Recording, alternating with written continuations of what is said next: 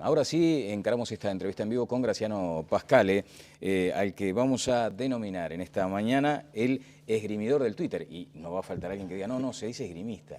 No, está bien dicho esgrimidor, porque es una persona que además utiliza el arte del esgrima en una red social que tú defiendes mucho, Graciano. Sí, además he encontrado un ámbito formidable de comunicación. Yo que en estos últimos años no tuve la frecuencia que me hubiera gustado en los medios, encontré primero en el Facebook y después en Twitter un medio formidable, donde uno encuentra el 97%, digamos, de la gente muy respetuosa, que entabla, como tú dices, el esgrima, y es muy divertido. Una herramienta potente. Muy potente, además uno aprende mucho, porque es una relación biunívoca, ¿no? Cierto. Uno se comunica, es fantástico y me siento muy cómodo, además, por suerte, con buena repercusión. Sí, y además se te van como marcando hojas de ruta en temas a veces complejos. El propio seguidor te va indicando algunas cuestiones que probablemente pasarán inadvertidas en otras circunstancias. Se plantean allí debates. Bueno, el domingo tenías allí un desafío muy especial. ¿Te propusiste transmitir la elección venezolana por Twitter? No, se fue dando, de hecho, me invitaron dirigentes de partidos de la oposición y sin que yo lo hubiera previsto, ni siquiera lo sabía, se dio la circunstancia de que me quedé casi todo el día en una especie de, diríamos, no sé si llamarle comando, pero en un lugar donde se concentró gente muy importante, de altísimo nivel de partidos de la oposición, y yo era una persona totalmente ajena allí, y me quedé quietito y escuché todo el tiempo y vi todo, y bueno, simplemente como tenía el teléfono traté de transmitir al instante lo que estaba escuchando y viendo, nada más Claro, que eso. esa invitación te condicionó, porque era la oposición que te convocaba. Sí, bueno, pero me condicionó en el sentido de que estaba sentado en ese lugar físico y no en otro. Claro. Pero más allá de eso, mis ojos y mis oídos no estaban condicionados. Ni que hablar, porque ayer titulábamos, asumo con cierta picardía, poner entre signos de interrogación el análisis objetivo. No, por supuesto que el análisis es el que hago yo desde mi propia subjetividad. Claro. Quiero decir simplemente que lo que transmití ese día era porque era lo que estaba viendo y escuchando en ese momento, que fue muy curioso, porque a lo largo de la jornada y hasta las 4 de la tarde, las bocas de urna que se recibían allí, y que obviamente eran hechas por empresas de mucho prestigio y que habían cobrado muy buenos honorarios por eso, se alineaban con la encuesta que se había publicado en las últimas 48 o 72 horas, en la que le daba algo así como 2 o 3 puntos de ventaja al candidato opositor al término de una campaña electrizante. Sin embargo, hubo un único hecho que modificó todas las 10 o 12 encuestas previas y también esa, y fue la diferencia en la afluencia de votantes. Claro. Ese resultado de 2,5 puntos, 3 puntos arriba al candidato opositor, era con una afluencia de votantes del 70%, que es la histórica media y ya bastante alta en un país donde no hay elecciones con voto obligatorio. Votó el 80%, es un porcentaje de voto casi obligatorio en Uruguay. Bueno, fue el récord, ¿no? Pero absoluto. Y ustedes imagínense, ¿cómo se hace para convencer a 10 puntos porcentuales? Son 1.400.000 personas. ¿Cómo se convence a 1.400.000 personas para ir a votar en la última semana? Claro, fue una situación que además se registró en el tramo final, digamos, ¿no? Fue como una embestida allí. Pero además hay que estar allí para verlo, porque eso que tú dices, bueno, yo estuve ese día de las elecciones en ese lugar, pero el resto, digamos, transitaba libremente, o sea, por supuesto que estuve todo el tiempo transitando libremente por donde yo quisiera, pero quiero decir que pude apreciar muchas cosas y hablar con mucha gente.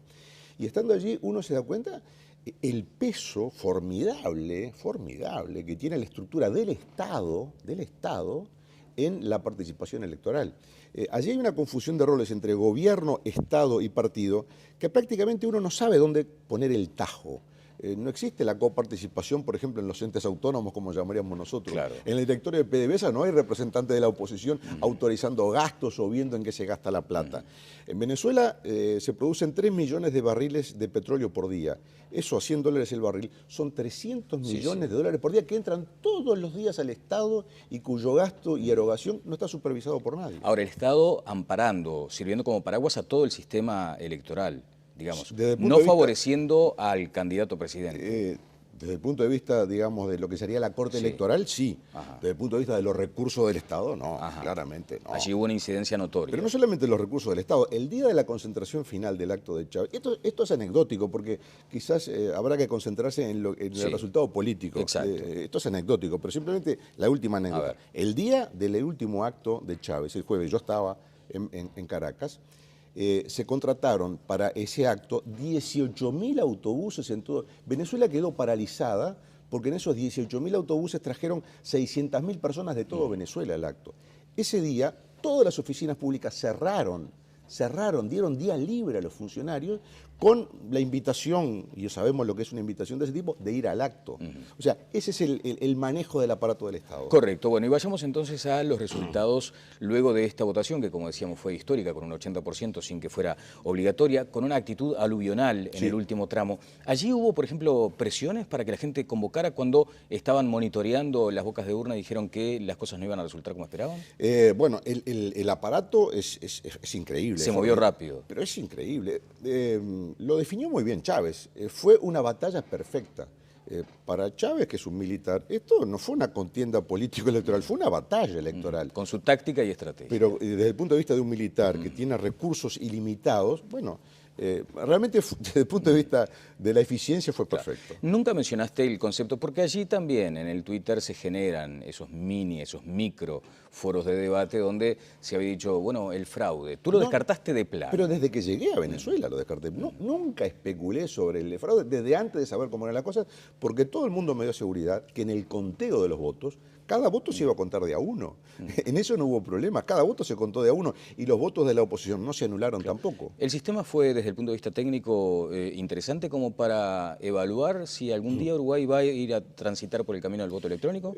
Sí puede ser. Hubo algunas fallas, llamémosle mecánicas, si es que cabe el término, que enlentecieron algunas votaciones. Lo que sí tiene es la ventaja del escrutinio, o sea, es apretar un botón y está el resultado. Si bien en cada mesa hay un conteo manual, porque para que el televidente entienda, es parecido al cajero automático. Uno digita y después le sale el papelito. Claro. Ese papelito después uno lo pone en la urna. Hay un conteo manual en cada mesa, pero lo que vale después es simplemente para cotejar ese conteo manual con el ticket, digamos, que da la máquina. Un híbrido, digamos. Una cosa así. Bueno, Graciano, hay algunos aspectos que tienen que ver con esa postura que asumió tanto el presidente Chávez, reelecto ahora, como el candidato Capriles.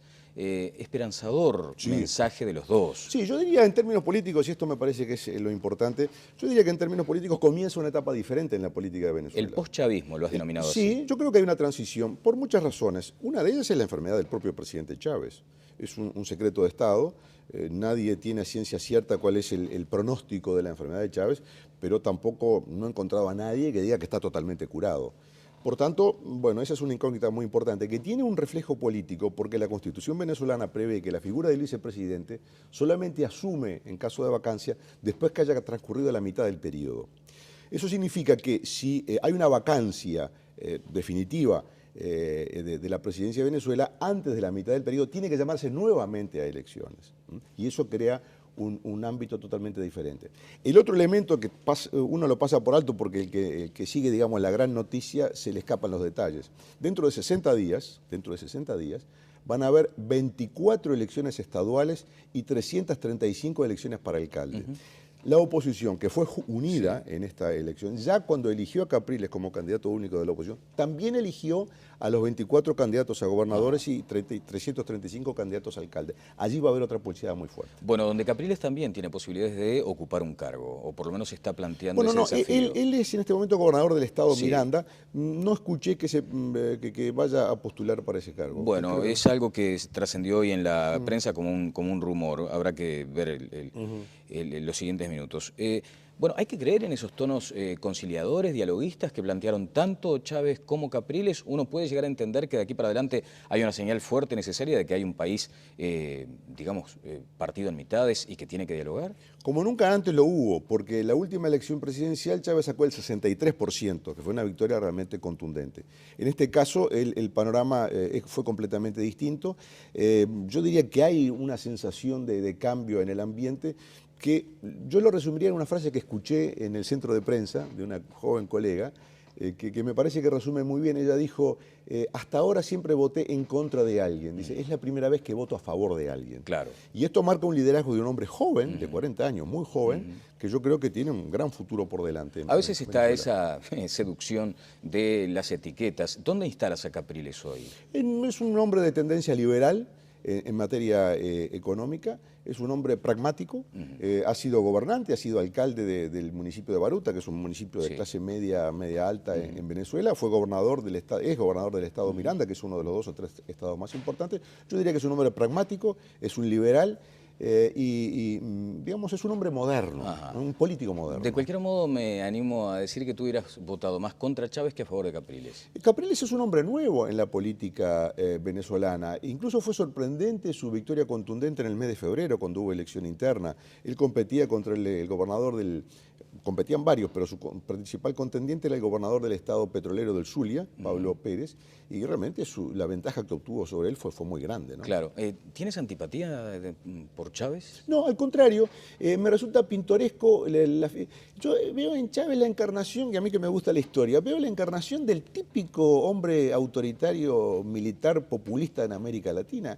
Es simplemente, digamos, con ese lenguaje de socialista, en fin, medio caótico que él menciona, pero en los hechos, en la gestión de gobierno, cuando uno lee la historia de Venezuela, y me preocupé de hacerlo, de refrescar algunas cosas y aprender otras, la figura, por ejemplo, del general Juan Vicente Gómez o del propio Marcos Pérez Jiménez, militares de formación y de profesión, al frente de un país, bueno, que tiene muchas cosas para resolver, pero que no difiere mucho de ese estilo autoritario y caudillesco de los hombres fuertes militares del siglo pasado y del siglo XIX. Claro, hay un interesante libro de Mario Vargas Llosa, además, que va reflejando lo que son estas circunstancias, por ejemplo, en Venezuela puntualmente, ¿no? ¿Y de aquí en más qué? Porque Chávez lo que ha dicho ahora es más socialismo, profundizar el socialismo. Y hay quienes dicen, sí, con el petróleo en su pico de producción mayor. Sí. Allí hay otro fenómeno sobre el que se ha hablado poco, que es la influencia de Cuba en el Estado venezolano. Eso realmente, cuando uno conoce los detalles, es un tema realmente muy, muy difícil de manejar, y fue de los temas que yo hablé con gente de la oposición, cómo se iba a manejar ese tema.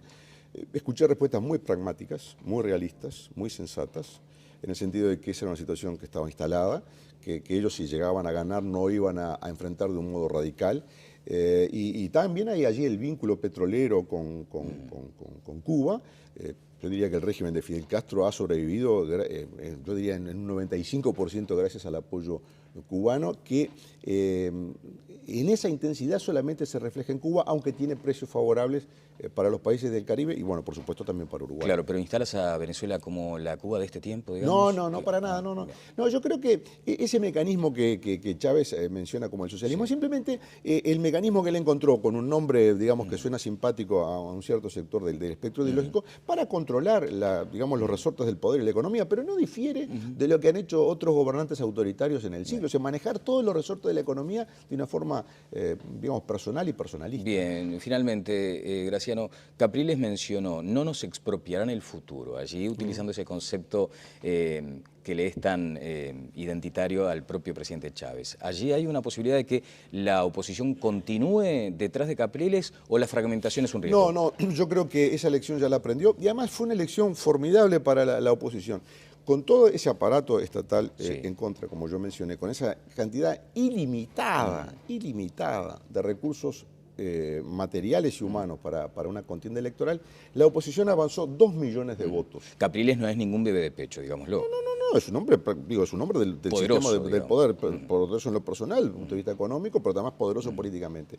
La oposición avanzó 2 millones de votos de una elección a la otra, y Chávez avanzó 150.000 votos de una elección a la otra. Es decir, están claramente marcadas las líneas, se están cruzando las líneas, y una cosa es el chavismo con Chávez y otra cosa es el chavismo sin Chávez. Sin dudas. Bueno, hubo alusiones a la relación que mantiene Venezuela con nuestro país en la propia campaña electoral por parte de Capriles. ¿Qué le deja a Uruguay desde tu punto de vista, desde tu análisis? En esta fase, tranquilidad y respiro. Aunque si hubiera ganado Capriles, la situación no hubiera sido muy diferente.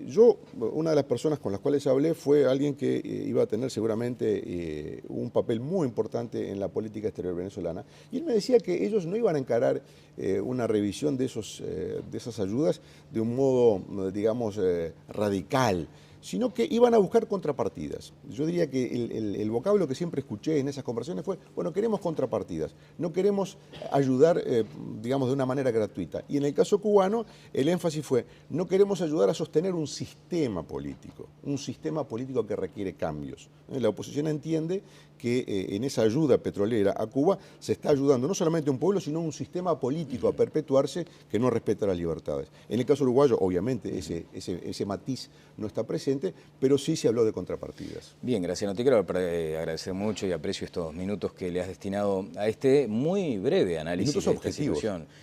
Minutos objetivos. No, yo no creo en el periodismo objetivo, en todo caso sí creo y defiendo el periodismo honesto, que creo que es el que ejerciste tú allí, o sea, honestamente subjetivo. No, claro, era lo que yo estaba viendo y escuchando en ese momento, me pareció. Pero con el corazoncito también, ¿no? Bueno, por supuesto que, digamos, yo creo que todas las personas que tienen el respeto a la uruguaya, por el Estado de Derecho, por las libertades públicas, por el manejo legal de estas cosas, obviamente es muy difícil no tener una posición marcada hacia un lado o hacia el otro. Claro. Pero repito, el fantasma del fraude en el sentido clásico, no en lo personal, nunca creí en eso, nunca me hice eco y viéndolo también lo descarto. Muchas gracias. Con mucho gusto, Daniel. Totalmente ajena allí y escuché, me quedé quietito y escuché todo el tiempo y vi todo y bueno, simplemente como tenía el teléfono traté de transmitir al instante lo que estaba escuchando y viendo, nada más que eso. Claro, esa invitación te condicionó porque era la oposición que te convocaba. Sí, bueno, pero me condicionó en el sentido de que estaba sentado en ese lugar físico y no en otro. Claro. Pero más allá de eso, mis ojos y mis oídos no estaban condicionados. Ni que hablar, porque ayer titulábamos, asumo con cierta picardía, poner entre signos de interrogación el análisis objetivo. No, por supuesto que el análisis es el que hago yo desde mi propia subjetividad. Claro. Quiero decir simplemente que lo que transmití ese día era porque era lo que estaba viendo y escuchando en ese momento, que fue muy curioso, porque a lo largo de la jornada y hasta las 4 de la tarde, las bocas de urna que se recibían allí, y que obviamente eran hechas por empresas de mucho prestigio y que habían cobrado muy buenos honorarios por eso, se alineaban con la encuesta que se había publicado en las últimas 48 o 72 horas, en la que le daba algo así como 2 o 3 puntos de ventaja. Ahora sí encaramos esta entrevista en vivo con Graciano Pascale, al que vamos a denominar en esta mañana el esgrimidor del Twitter. Y no va a faltar alguien que diga, no, se dice esgrimista. No, está bien dicho esgrimidor, porque es una persona que además utiliza el arte del esgrima en una red social que tú defiendes mucho, Graciano. Sí, además he encontrado un ámbito formidable de comunicación. Yo que en estos últimos años no tuve la frecuencia que me hubiera gustado en los medios, encontré primero en el Facebook y después en Twitter un medio formidable. Debates, bueno, el domingo tenías allí un desafío muy especial. ¿Te propusiste transmitir la elección venezolana por Twitter? No, se fue dando de hecho. Me invitaron dirigentes de partidos de la oposición y sin que yo lo hubiera previsto, ni siquiera lo sabía, se dio la circunstancia de que me quedé casi todo el día en una especie de, diríamos, no sé si llamarle comando, pero en un lugar donde se concentró gente muy importante, de altísimo nivel de partidos de la oposición, y yo era una persona admirable, donde uno encuentra el 97%, digamos, de la gente muy respetuosa, que entabla, como tú dices, el esgrima y es muy divertido. Una herramienta potente. Muy potente, además uno aprende mucho, porque es una relación biunívoca, ¿no? Cierto. Uno se comunica, es fantástico y me siento muy cómodo, además, por suerte, con buena repercusión. Sí, y además se te van como marcando hojas de ruta en temas a veces complejos. El propio seguidor te va indicando algunas cuestiones que probablemente pasarán inadvertidas en otras circunstancias. Se plantean allí